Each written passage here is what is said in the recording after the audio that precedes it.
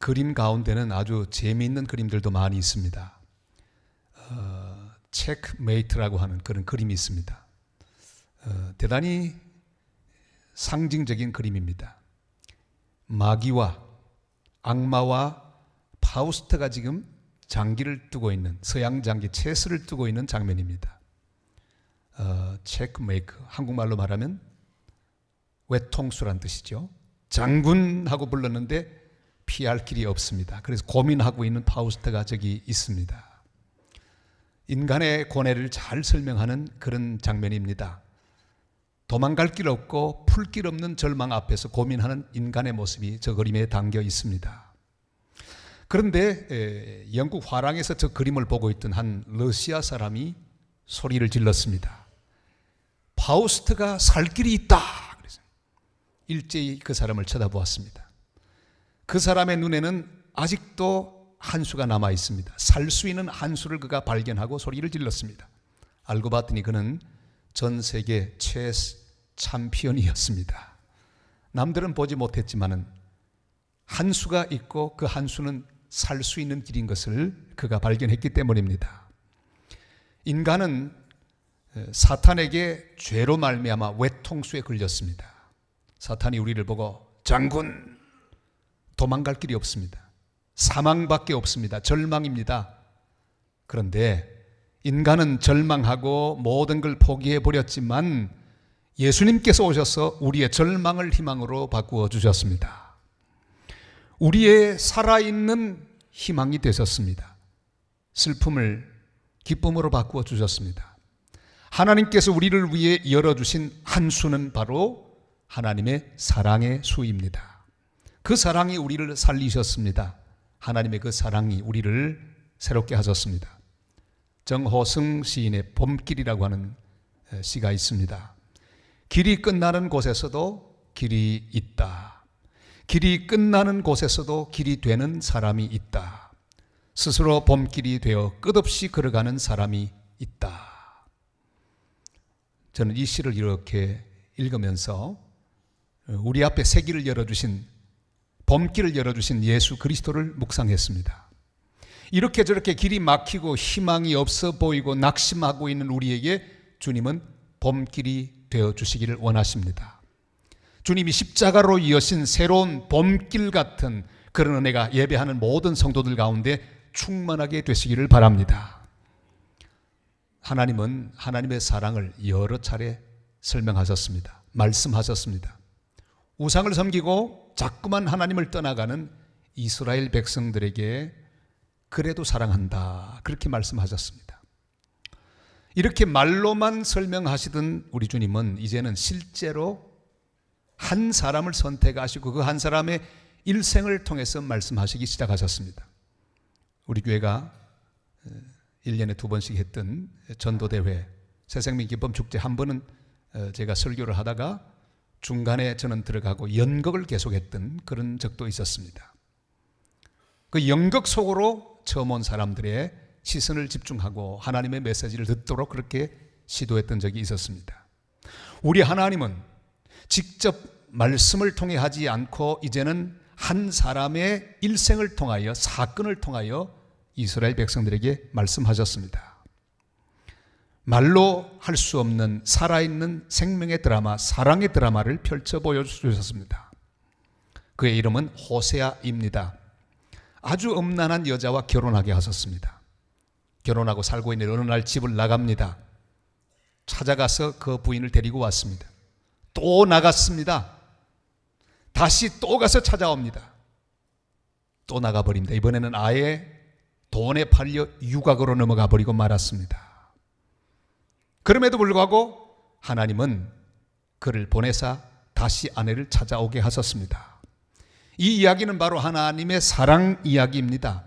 그래도 사랑하는 하나님의 사랑이 바로 그 사건 가운데 나타나고 있습니다. 오늘 하나님의 사랑 이야기는 이렇게 시작되고 있습니다. 너는 또 가서 찾아오너라. 한 번 다시 또 가도록 말씀하고 있습니다. 1절 말씀을 같이 읽으실까요? 여호와께서 내게 이르시되 이스라엘 자손이 다른 신을 섬기고 건포도 과자를 즐길지라도 여호와가 그들을 사랑하나니 너는 또 가서 타인의 사랑을 받아 음녀가 된 그 여자를 사랑하라 하시기로. 아멘.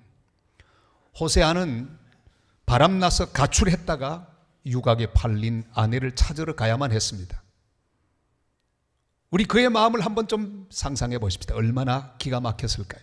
얼마나 답답할까요? 걸어가면서 그는 묵상합니다. 그래도 우리를 사랑하시는구나. 하나님은 죄에 빠진 우리를 버리지 않고 이렇게 찾아오시는구나. 호세아는 자기 아내를 찾으러 가면서 찾아오시는 하나님의 사랑을 깊이 묵상했을 것입니다. 하나님은 죄에 빠진 우리를 그냥 버리지 않으셨습니다. 우리를 찾아오시는 하나님이십니다. 한 번만 오시지 않고 또 오시고 또 오시는 하나님이십니다. 타락한 인간을 구원하기 위해 우리 하나님 선지자들을 보내셨습니다. 계속해서 하나님의 사랑을 설명하고 전하셨습니다. 그러다가 결국은 독생자 예수 그리스도를 보내셨습니다. 그리고 그를 통해 말씀을 전하시고 기어이 십자가를 지시고 돌아가게 하셨습니다. 이 사랑의 복음을 우리에게 전하기 위하여 선교사들 보내주셨습니다. 전도자들 보내주셨습니다. 우리 한 사람 한 사람이 예수를 믿게 된 데는 찾아오시는 하나님, 그 하나님이 반드시 역사하신 기록을 우리는 다 가지고 있습니다. 믿는 집안에 태어난 자도 그 어머니, 아버지 혹은 할아버지, 할머니에게 복음을 전했던 전도인이 있었습니다. 그리고 선교사들이 있었습니다. 찾아오시는 하나님, 그 하나님 때문에 우리는 복음을 받았습니다. 예수를 믿고 난 다음에도 마찬가지입니다. 주님은 잘못 가고 있을 때, 우리가 하나님 앞에 불순종하고 있을 때 역시 또 가만히 두지 않고 찾아오십니다. 때로는 사건을 통해 찾아오십니다. 시련을 통해 찾아오십니다. 절망을 통하여 찾아오십니다. 때로는 실패를 통해 찾아오십니다. 질병을 통해 찾아오시기도 합니다. 주님을 3번씩이나 부인했던 베드로 그냥 버려두지 않았습니다. 주님이 찾아오셨죠. 네가 나를 사랑하느냐? 내 양을 먹이라. 찾아오셔서 그를 회복시키는 찾아오시는 하나님을 우리는 베드로의 역사를 통해서도 만납니다. 불순종한 요나였습니다. 그냥 버려두지 않고 주님은 찾아가셨습니다. 풍랑을 통하여 그를 찾으시고 기어이 바른 길로 가도록 이끌어 주셨습니다. 다윗이 범죄하였을 때 그냥 버려두지 않았습니다. 나단을 통하여 그를 찾아오셨습니다. 아브라함이 애굽으로 내려가 궁지에 몰리게 되었을 때 하나님 그냥 버려두지 않았습니다. 찾아가셨습니다. 기어이 역사하시고 그를 회복시켜 주셨습니다.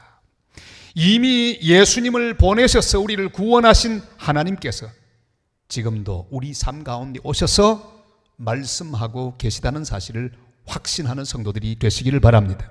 오늘도 주님께서 우리에게 여러 가지 모습으로 우리의 삶을 향해 말씀하시는 그 음성을 듣는 시간이 되시기를 바랍니다. 미국 CBS 방송에는 언더커버 보스라고 하는 프로그램이 있습니다. CEO가 회장이 직접 아주 낮은 자리로 내려갑니다. 일용직이 되어서 일하는 그런 장면을 보여줍니다. 그래서 하급 노동자들과 함께 일하면서 그들의 노고를 들어주고 그 문제를 해결해 주는 그런 프로그램이 있습니다. 박수갈채를 보냅니다. 그런데 이건 다 쇼입니다. 그러나 하나님께서 보내신 예수 그리스도 그 놀라운 사랑의 사건은 쇼가 아닙니다. 직접 오셨습니다. 말씀이 육신이 되어 직접 오셨습니다. 우리 가운데 오셔서 인간이 되셨습니다. 그리고 가장 낮은 가난의 자리에 오셨고 가장 비참한 자리까지 오셨습니다. 갈릴리 나사렛 목수의 아들이 되셨습니다. 가난한 가정의 소년 가장이 되기도 하셨습니다. 말할 수 없는 고통을 그가 당하셨습니다. 욕을 보셨습니다.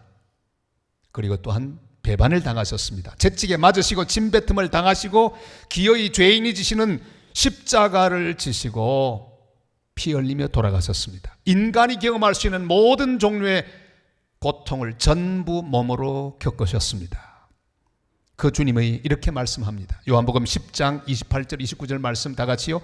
내가 그들에게 영생을 주노니 영원히 멸망하지 아니할 것이요 또 그들을 내 손에서 빼앗을 자가 없느니라.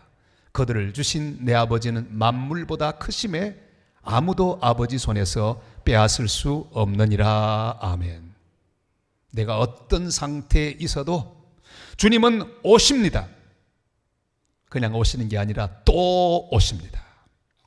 구원받은 하나님 사람들을 위하여 주님은 오시고 또 오시고 또 말씀하시고 또다시 일으키셔서 새롭게 하여 주실 것입니다. 그 하나님께 감사하고 나를 찾아오시는 그 주님 앞에서 회개하며 주님께로 돌아가는 복된 성도들이 다 되시기를 주님의 이름으로 축복합니다. 유각에 팔린 아내를 찾아오기 위해서 호세아는 값을 주고 싸우지 않으면 안 됐습니다. 그는 아주 비싼 값을 지불하고 아내를 찾아옵니다. 우리 2절 말씀을 한번 같이 보실까요? 다 같이요. 내가 은 15개와 보리 한 호멜 반으로 나를 위하여 그를 사고. 아멘. 그러니까 다 합치면 한 30세겔 정도가 됩니다. 얼마쯤입니까? 한 세겔은 일꾼의 4일 품삯입니다. 이게 얼마쯤 될까요? 한번 계산한다면 하루 종일 요즘 일하면 한 10만 원쯤 잘 받으면 그렇게 노동자가 받을 수 있다고 할 때 얼마입니까? 한 세겔은 한 40만 원 정도. 그러니까 다 합치면 30세겔은 1200만 원 정도. 그러니까 싼 액수가 아닙니다. 대단히 비쌉니다. 그 당시로 보았을 때도 비쌉니다. 그래도 우리를 사랑하시는 하나님께서는 값비싼 대가를 우리를 찾기 위해 지불하셨습니다. 하나님의 아들 예수 그리스도께서 십자가에 죽게 하시는 대가를 지불하셨습니다. 예수님은 은 30에 팔렸습니다. 그러니까 그 당시 노예 하나의 값 1200만 원 정도가 되었던 모양입니다. 그런데 주님께서 1200만 원에 팔리셨다고 해도 값이 그렇다는 말씀이 아닙니다. 우리 주님은 그 이상의 놀라운 가치, 이 세상의 모든 존귀한 것을 다 합치고도 주님의 가치를 능가할 수가 없는 놀라운 주님의 사랑입니다. 그는 완전한 하나님이자 완전한 인간이십니다. 조금도 부족함이 없는 온전한 하나님의 사람입니다. 여러분, 우리 보통 한 사람도 천하보다 귀하다고 말씀하셨는데 하물며 우리 주님 예수 그리스도의 가격, 가치는 얼마나 더 할까요? 세상 모두를 다 죽어도 주님의 가치를 다 만들어낼 수가 없습니다. 그 주님이 말씀합니다. 로마서 8장 32절 말씀 다 같이요. 자기 아들 아끼지 아니하시고 우리 모든 사람을 위하여 내주시니가 어찌 그 아들과 함께 모든 것을 우리에게 주시지 아니하겠느냐. 아멘. 하나님 우리를 찾기 위하여 존귀하신 예수님 아끼지 않으셨습니다. 이 천하보다 귀한 이 세상에 있는 모든 것을 다 합치고도 바꿀 수 없는 존귀한 하나님의 독생자를 대가로 지불하시고 우리를 사주셨습니다. 구원해 주셨습니다. 그러니까 모든 세상을 다 버린 것과 같은 대가를 주님은 지불하셨습니다. 프랑스에 가면 칼레 시가 있습니다. 그 시 앞에는 로댕의 유명한 조각품이 하나 있습니다. 바로 칼레 시민이라고 하는 작품, 저기죠. 6명입니다. 지금 손에 들고 있는 건 목에 매는 이 밧줄입니다. 역사적인 사건을 그린 그런 조각입니다. 영국과 프랑스의 100년 전쟁이 계속되는 그때였습니다. 영국이 프랑스의 북부 도시 칼레를 공격했습니다. 1년을 공격해도 함락할 수가 없었습니다. 드디어 1년 만에 그 성을 점령합니다. 영국 왕이 화가 났습니다. 1년 동안 버틴 죄로 다 죽였으면 좋겠는데 그러나 너희들 가운데 6명만 교수형에 처하겠다. 내일 아침까지 6명이 여기 오도록 하라. 그때 용감한 칼레 시민, 칼레 시장과 법률가, 상인 기꺼이 자기 목에 밧줄을 걸고 아침에 모였습니다. 그 모든 시를 대신하여 죽기 위하여 모였습니다. 그런데 그때 영국 왕의 부인 왕비가 자기 남편에게 간청합니다. 임신하고 있었습니다. 제발 저들을 살려달라고. 영국 왕이 너그러이 그들을 용서했습니다. 이 거룩한 희생정신, 그걸 기억하고 로댕에게 작품을 부탁한 것이 바로 칼레 시민상입니다. 사랑하는 여러분, 칼레 시민 같은 6명이 얼마나 귀합니까? 역사가 기억합니다. 프랑스 사람들의 가슴에도 그 6명이 남아 있습니다. 그러나 그 6명보다 6,000명보다 그 6만 명보다 세상의 죄에서 구원할 대가로 우리를 위하여 지불되신 예수 그리스도는 더 귀합니다. 그 존귀한 수만 사람으로도 주님을 바꿀 수는 없습니다. 한 분 예수 그리스도, 그분은 완전한 제물이 되어 주셨습니다. 베드로전서 3장 18절이 이렇게 말씀하시죠. 다 같이요. 그리스도께서도 단번에 죄를 위하여 죽으사 의인으로서 불의한 자를 대신하셨으니 이는 우리를 하나님 앞으로 인도하려 하심이라.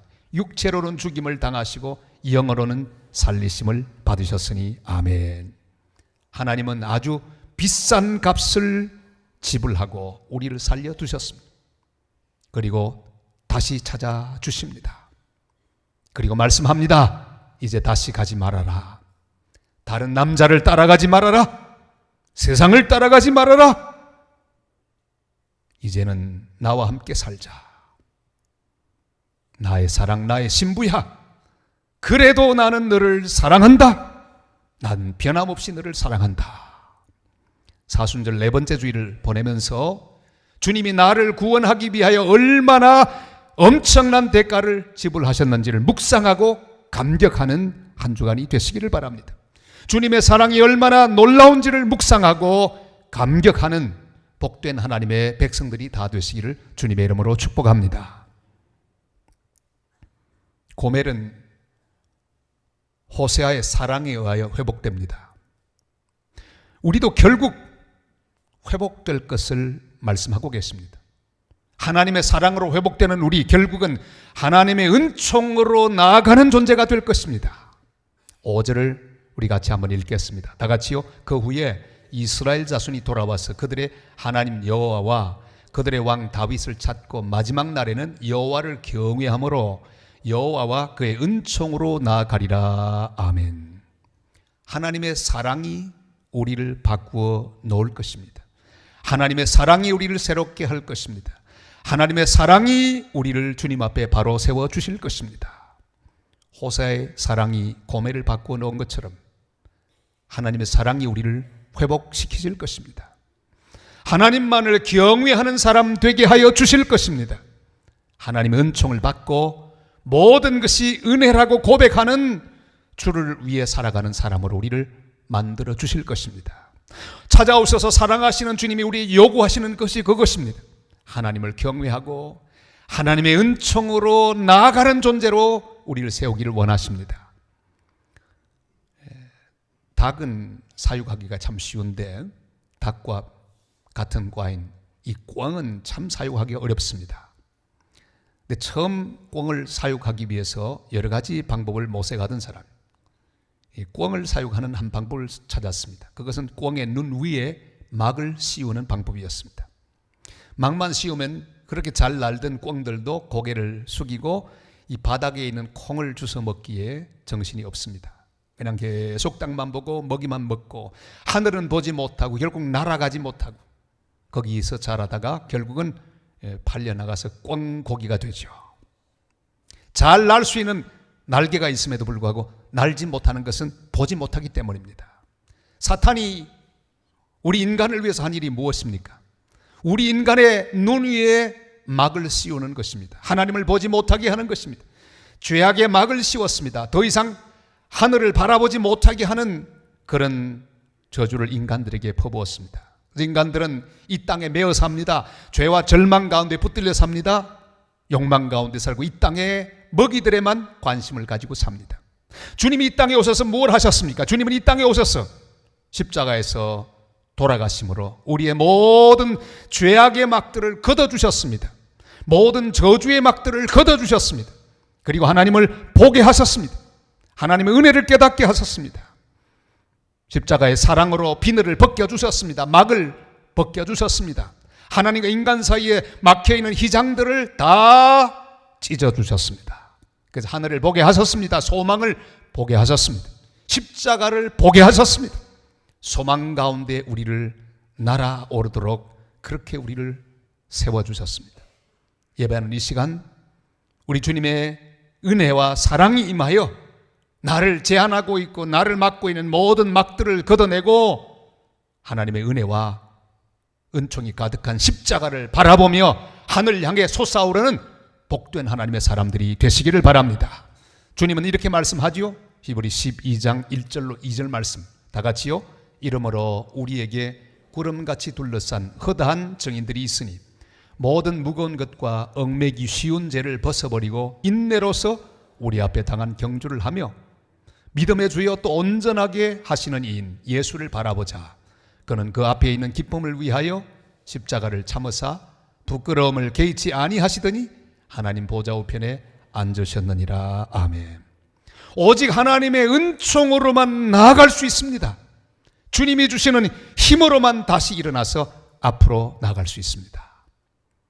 보통 아주 질병 가운데 고통당하는 사람 신방을 가서 이런 말 우리는 쉽게 합니다. 손을 탁 잡으면서 힘내요, 힘내.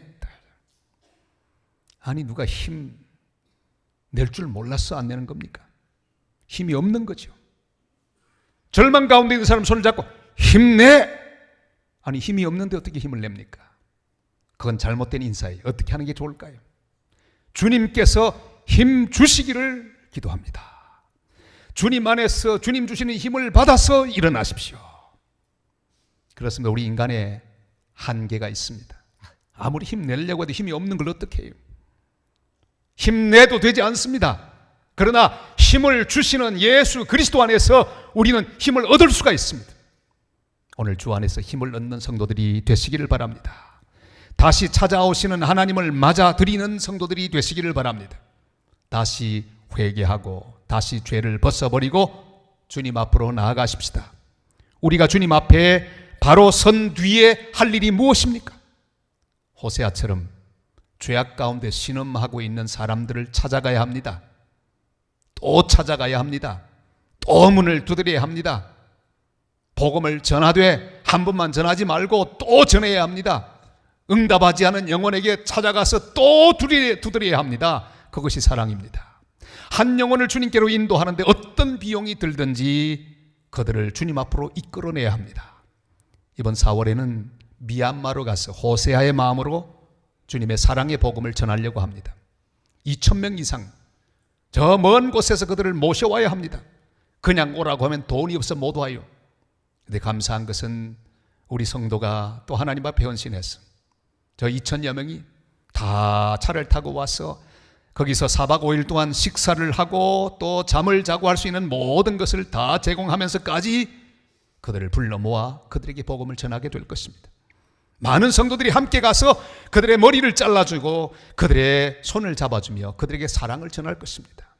아무리 많은 비용이 들어도 우리는 가서 주의 사랑을 전해야 합니다. 사랑하는 성도 여러분, 아무도 포기하지 마시기를 바랍니다. 사랑하는 사람에게 끝이 없습니다.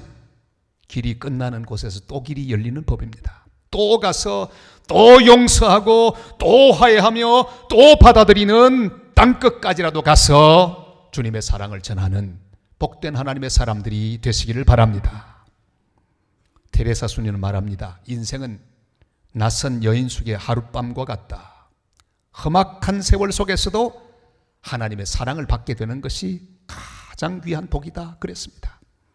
주님 말씀합니다. 그래도 사랑하나니 네가 약할지라도 부족할지라도 악할지라도 불순종할지라도 그래도 사랑하나니 다시 돌아와서 나의 사랑을 받거라.